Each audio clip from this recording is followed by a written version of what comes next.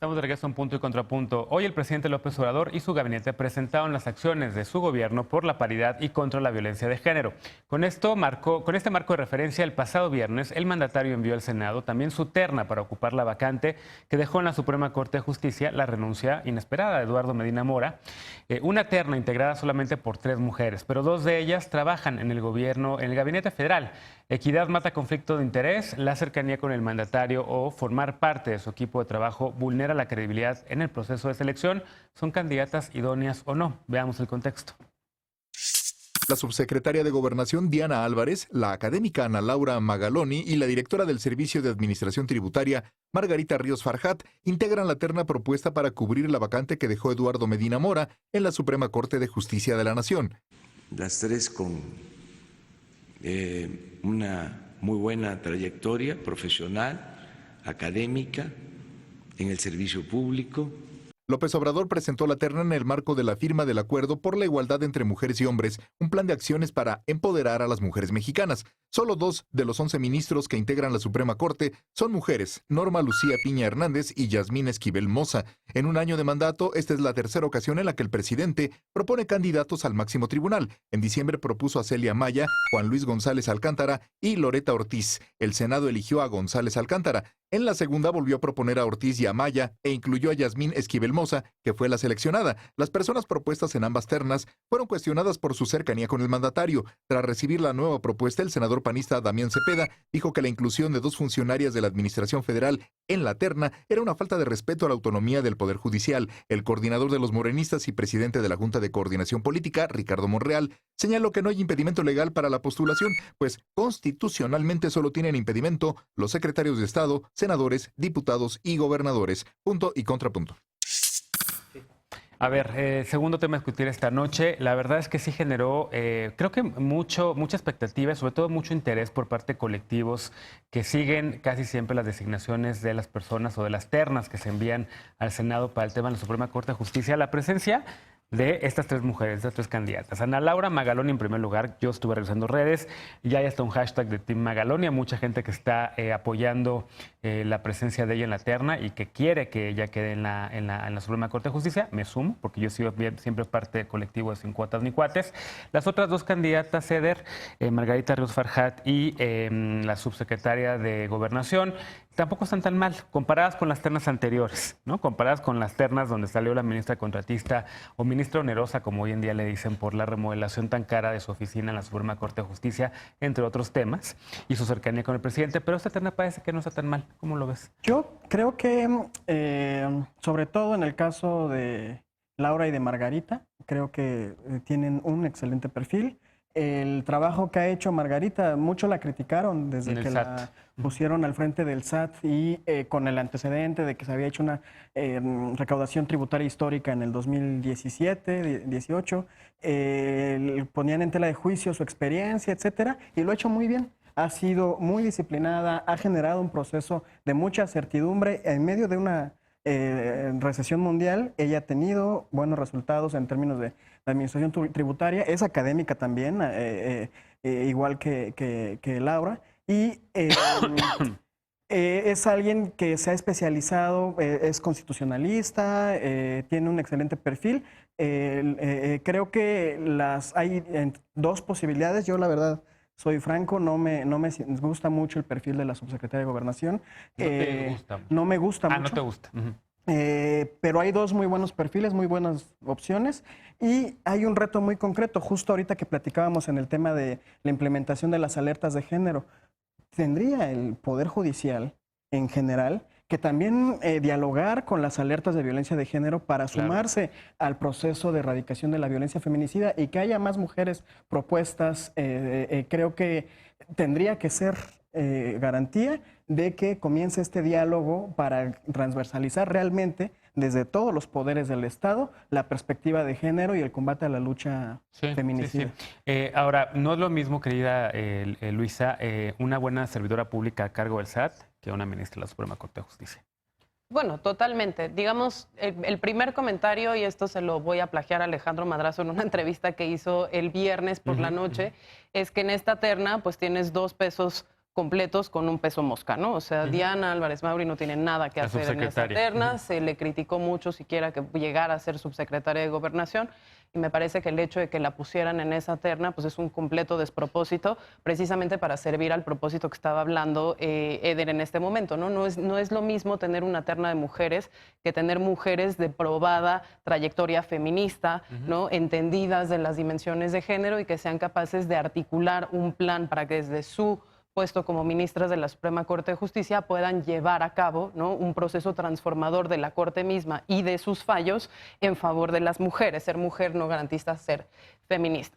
En una segunda instancia, precisamente, se ha hablado mucho, tanto en medios tradicionales como en redes sociales, de si bien Margarita tiene una trayectoria en sí misma que habla, digamos, de su paso como funcionaria y muy buenas credenciales que entregar en su paso por el SAT, lo que preocupa es precisamente que teniendo acceso a todo el conocimiento del SAT pueda generar, digamos, algún tipo de negociación al interior del Senado en el que, por un lado, o se premien o se sancionen los votos que pudiera tener a favor o en contra desde la información privilegiada que tiene como titular del SAT.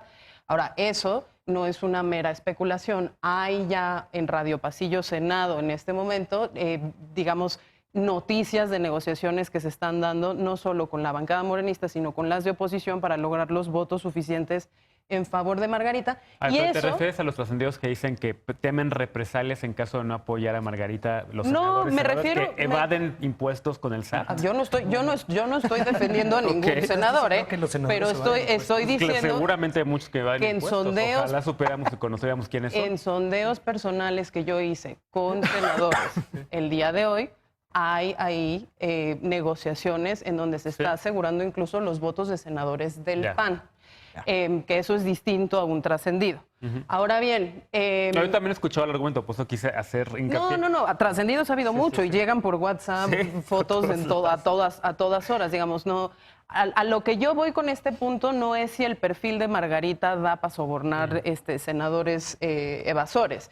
A lo que voy es precisamente a poner sobre la mesa el proceso y las transparencias de los procesos que hemos visto en más de una designación. No solo en esta administración, sino también en las administraciones anteriores, en donde las negociaciones se siguen dando en lo oscurito, en donde los acuerdos se llegan en las previas y no se dan de cara a la ciudadanía sobre la discusión de elementos objetivos sobre quién realmente tiene el mejor perfil. Yo sí tengo que hacer el disclosure completo. Yo soy Team Magaloni. Y lo he dicho en esta mesa muchas veces. Sí, mucho lo hemos visto. Sí, y no solo por el trabajo que he hecho, sino porque su mismo trabajo académico sí da cuenta de un plan. Es más, no de posiciones sobre todo lo que está mal, sino de cómo sí se podría construir. Y ese perfil propositivo me gusta más que las simples buenas trayectorias a secas que podría tener Margarita. Yo a Margarita no le he leído una producción tan vasta como Ana Laura Magaloni sobre qué hacer para transformar el Poder Judicial como sí se lo he leído ahí. Ahora, hay quien dice también, Jorge Andrés, que la cercanía o que el hecho de que Ana Laura estaba asesorando a la jefa de gobierno en la Ciudad de México para la transición de la Procuraduría a la Fiscalía le resta puntos en el Senado porque Monreal está ahí. Monreal es prácticamente con el club de la Jucopo quien controla todas las discusiones en el Senado y dicen que no podría ser candidata, digamos, viable para Monreal y que más bien estarían con Farjat. A ver, varias cosas. Yo creo que después de lo que vimos con la CNDH y el desastre que ha sido el Senado los últimos, y la salida de Medina Mora bastante irregular, digamos, creo que este proceso tiene que ser impecable. Está en manos de Ricardo Monreal hacer un muy buen proceso y que quede quien quede, por lo menos esté legitimado. Ahora, yo también quiero a nivel personal a Ana Laura y la considero de las mentes más brillantes de este país. En serio espero que quede. Me llevé una grata sorpresa. Sí, sería un buen fin de año, ¿no? Cuando se anunció, pero me preocupa que haya sido puesta para satisfacer a la República de Twitter. Y entonces tus amigos, mis amigos, tus amigos, todos están bien contentos, pero pues es que el realpolitik que se juega en la Jucopo no va por ahí. Y justo yendo a tu pregunta, pues Monreal es el que tiene las fichas, ¿no? Y él va a ver qué es lo que le entrega al presidente, porque esto es un tema de cuentas entre Monreal y la presidencia de la República. ¿Qué quiere la presidencia de la República? A mí sí me cuesta mucho pensar que se aventaron el tirito de bajar a Medina Mora para no poner a una incondicional. Y Margarita y Diana son incondicionales, con o sin credenciales. Todo indica que son incondicionales del presidente. Ana Laura yo creo que no es incondicional. aparte de lo que mencionas de la Ciudad de México, pero sin duda sería el mejor perfil el que todos nos tendría contentos. Entonces, vamos a ver.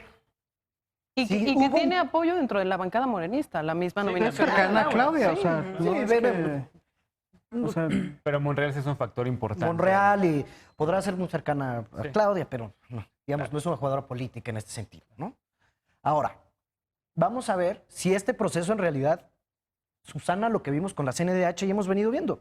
Ojalá sea un buen proceso y Y ojalá con la el mejor. proceso anterior de la designación también de Alcántara, González Sí, Alcántara. y de la Y de ministra Carranza. contratista y de todo lo que estamos viendo en el Senado, que ya parece un show más que otra cosa. ¿no? Que nunca ha sido distinto, ¿eh? El Senado siempre ha hecho estos procesos de designaciones bastante opacos. Siempre yo llevo años yéndome a llevar, años llevando firmas, años yendo a quejarnos con varios colectivos. Y que haya un proceso de distintos ratificación temas, ¿eh? parecido al que vemos en otras Sí. partes del mundo, donde se les siente en la bancada a las 3 aspirantes y se les cuestione de conocimiento, de posturas, etc. Que no hay posturas buenas o malas, pues sí hay conocimientos buenos o malos. Como lo vimos en Estados Unidos con el juez Kavanaugh, estuvo divertidísimo, pero digo, no llegó a los resultados que queríamos, pero ese Que tipo se de les revisa procesos- hasta la basura como hacen en Estados Unidos a las Pues sí. personas candidatas a la Suprema Corte de Justicia. ¿Cómo lo ves, Aide? ¿Te gusta esta terna? ¿Hay alguna favorita para ti?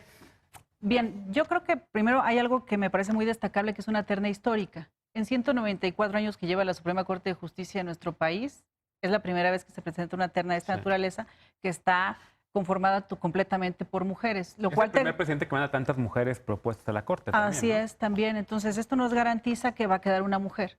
Entonces, no es como presidentes anteriores, digo, voy a citar a los inmediatos, Peña Nieto, que no dio este tipo de oportunidad, y Calderón, que en 5 ocasiones tuvo la oportunidad de mandar propuestas, y son nombró unas puros propuestas hombres. mixtas, ¿no? A lo mejor sí metió 2 o 3 mujeres, pero sabiendo que no garantizaba que iban a poder quedar. Entonces, eso me parece muy destacable, creo que es de las cosas que sí hay que no sé si aplaudir, sino reconocer. Ujú. Porque creo que también estamos en tiempos en que no podemos ser aplaudidores solo porque a las mujeres nos contemplen en todo, sino también reconocer de que se hace esta apertura a la trayectoria y al mérito de las personas que Sí, están claro. propuestas.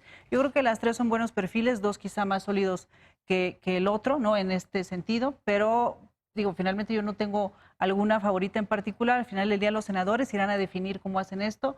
Tienen un proceso, ellos, ustedes lo saben, bueno, va a ser público, lo vamos a estar viendo a través del... Pues ojalá. Sí, siempre es así, ¿no? O sea, hacen esta serie de preguntas así públicas y esto. Yo no creo que el tema de Medina Mora me parece demasiado macabro que hayan hecho una serie de cosas para acabarlo bajando. Él es impresentable por las cosas que hizo al final del día y por estar ostentando ese cargo con ese cinismo, sabiendo Nunca que fue tendría lo que haber hizo, llegado claro. como muchos Jamás. dicen. Así se es. tardó en renunciar. Es impresentable, entonces me parece como que demasiado especular hasta allá, pero creo que es importante que sí estemos todos observantes, tanto los que militan en un partido político como las organizaciones de la sociedad civil también, en poder garantizar que este proceso sea limpio, transparente y coincido que pueda no haber ningún escándalo, ningún jaloneo, sino que al final del día todos puedan coincidir en quién tiene el mejor perfil. Claro. El proyecto de asignaciones que agrupa a las organizaciones Fundar y Artículo 19 va a estar muy pendiente de todo este proceso en el Senado, la designación y de las comparecencias de las candidatas a la Suprema Corte. Oraliza, sería la primera vez, de hecho va a ser la primera vez que la Suprema Corte de Justicia tenga a 3 ministras. Sí, completamente. Y ojalá que una de ellas sí sea precisamente lo que decíamos, una ministra feminista, porque las 2 anteriores que habíamos tenido, pues no necesariamente, digo, Olga Sánchez Cordero fue una buena ministra en términos feministas, pero Margarita Luna Ramos no necesariamente, la Pues ministra Norma Piña tampoco. sí, y ella Sería está la ya con la número unidad de género de la 13, Corte. ¿eh? Entonces, También. hay, digamos, una oportunidad histórica que yo sí suscribo lo que dice Aide, es una oportunidad histórica de que realmente dotemos a esta Corte con una visión transformadora que pues tiene que tomar en cuenta el 51% de la población mexicana, que de eso se trata, tomar en cuenta el tema de género y de mujeres, no solo en su integración, sino en los fallos a partir de los cuales pues estos ministros voten y en los proyectos que logren armar para que efectivamente tengamos las jurisprudencias necesarias y las órdenes de los judiciales suficientes para que no solo sea la Corte, sino toda la judicatura la que tenga que actuar de acuerdo a los precedentes que se dicten ahí, ¿no? Claro. Jorge, a ver. Una cosa nada más por destacar, en la historia, hace rato decía lo de los 194 años de la Corte, y que es la primera vez, pero también sería la ministra número 13. O sea, en En todos sus 194 años. años sería la número 13. Entonces creo que por eso yo decía, no es tanto de aplaudir, sino de reconocer y que esperemos que así siga, no solamente en este caso la Suprema Corte, sino en otro tipo de instituciones también que ameritan que se les reconozca el esfuerzo y toda la preparación que miles de mujeres en este país tienen para poder ostentar los Ahora, cargos. ahí hay otro debate, que ojalá se aplicara también la paridad como se ha aplicado para el Poder Legislativo, Así que es. todas las siguientes, subsiguientes nominaciones a la Corte, quien sea presidente o presidenta de Será muy México, interesante. mande a mujeres. Sí. así como Tocará también el legislativo. relevo de Franco. Claro. Cuando se Que retire toque otra Franco, mujer, tocará ¿no? para otro relevo. Jorge Andrés, ¿por qué importa? ¿Importa o no importa? Si acaba siendo Ana Laura Magaloni, ¿vas a decir Me algo gustaría positivo de la 4T? saber estoy equivocado y me encantaría que fueran Laura y lo aplaudiría muchísimo. Sí. Se me haría algo muy positivo para este país. Y Nos- por último, Eder. Pues tampoco es que se haya dicho nada en contra de Margarita. O sea, lo único que se puede decir de ella es que actualmente trabaja en gobierno Sí. federal, no hay ningún antecedente de cercanía personal con el presidente, no hay ningún elemento como para decir que ella no tiene las tablas para hacer un buen papel. Y bueno, yo creo que también hay que hablar mucho, como lo hemos hecho aquí en el programa, de cuáles son los retos de la Suprema Corte de Justicia. Saldívar ha tratado de salir al paso, va bien, creo, está haciendo un buen trabajo y que quienes se vayan sumando a la Suprema Corte puedan ir en esta ruta de transformación del Poder Judicial. Claro. Bueno, hacemos una pausa para regresando, retomar el último bloque, y retomar esa discusión de ese primer bloque en donde hablábamos del presupuesto destinado a temas como violencia de género. ¿Por qué? Porque el Partido Acción Nacional critica el presupuesto federal 2020 que fue aprobado el pasado viernes, le llama clientelar, electorero e improductivo y llamó a crear un frente en su contra. ¿Lograrán adhesiones? Regresamos a Punto y Contrapunto, no te vayas.